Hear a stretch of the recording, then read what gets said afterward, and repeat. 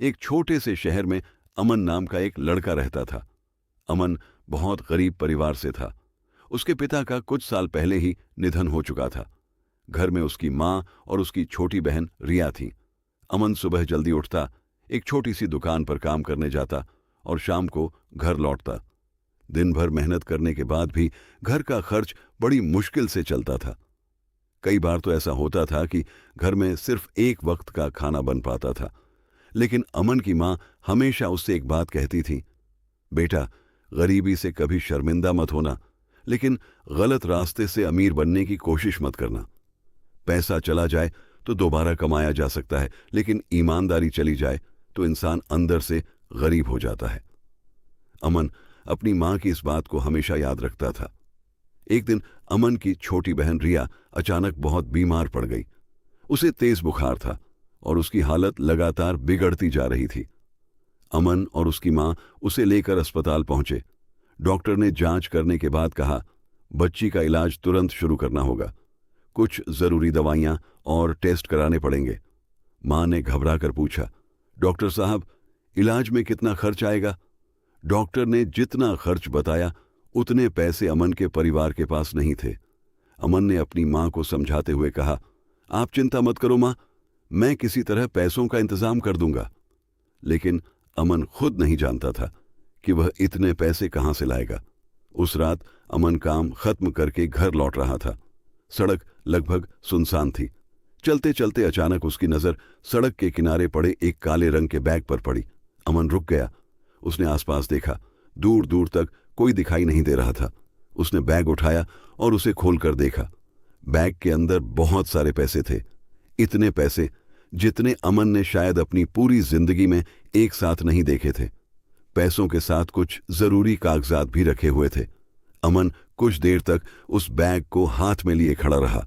उसके दिमाग में सबसे पहले अपनी छोटी बहन रिया का चेहरा आया। उसने सोचा, अगर मैं ये पैसे रख लूं तो रिया का इलाज हो जाएगा, मां को किसी के सामने हाथ नहीं फैलाना पड़ेगा।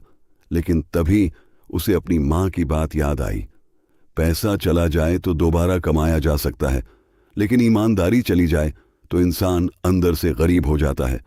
अमन के लिए फैसला आसान नहीं था। एक तरफ उसकी बहन की जिंदगी थी और दूसरी तरफ उसकी ईमानदारी। वह बैग लेकर घर पहुंचा।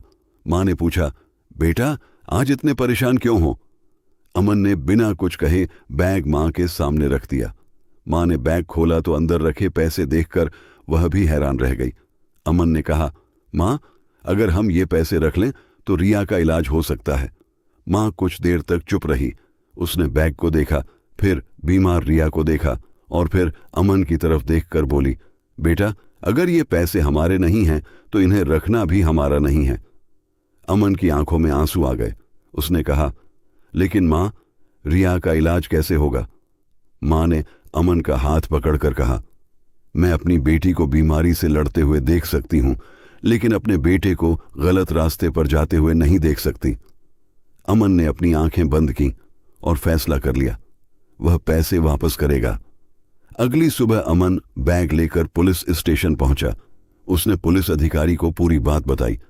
पुलिस ने बैग के अंदर रखे कागजातों की जांच की। कागजात से पता चला कि बैग शहर के एक बड़े व्यापारी राजेश मल्होत्रा का था। पुलिस ने राजेश को फोन किया। कुछ देर बाद राजेश थाने पहुंचे। जैसे ही उन्होंने अपना बैग देखा, उनके चेहरे पर राहत आ गई। उन्होंने बैग खोला। पैसे पूरे थे और सारे जरूरी कागजात भी मौजूद थे।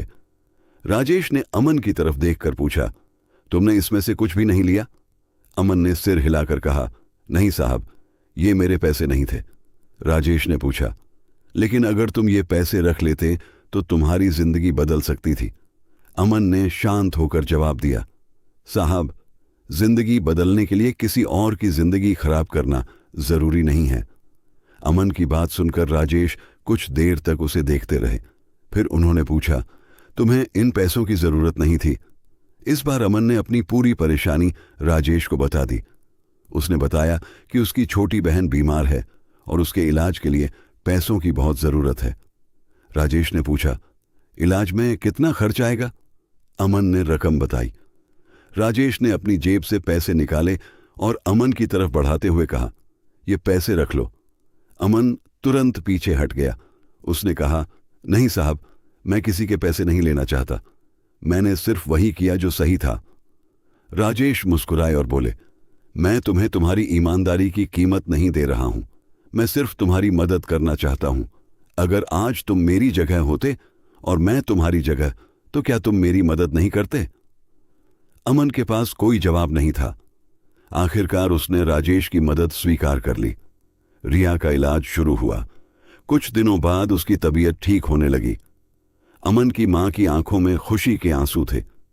कुछ दिनों बाद राजेश अस्पताल में रिया से मिलने पहुंचे। उन्होंने अमन से कहा, अमन, मैं तुम्हें अपनी कंपनी में नौकरी देना चाहता हूं। अमन ने पूछा, लेकिन साहब, मैं तो ज्यादा पढ़ा लिखा भी नहीं हूं। राजेश ने कहा, मुझे तुम्हारी डिग्री से ज्यादा तुम्हारी ईमानदारी चाहिए। जिस इंसान पर पैसों से ज्यादा भरोसा किया जा सके, वह किसी भी कंपनी के लिए बहुत कीमती होता है। अमन ने नौकरी स्वीकार कर ली। वह पूरी मेहनत और ईमानदारी से काम करने लगा। धीरे धीरे उसकी जिंदगी बदलने लगी। कुछ साल बाद अमन कंपनी में एक बड़ी जिम्मेदारी संभालने लगा, लेकिन उसकी एक आदत कभी नहीं बदली। वह हमेशा सच बोलता था और किसी का हक नहीं छीनता था। एक दिन कंपनी में बहुत बड़ा घोटाला सामने आया। कंपनी के कुछ कर्मचारी चोरी करके पैसे अपने पास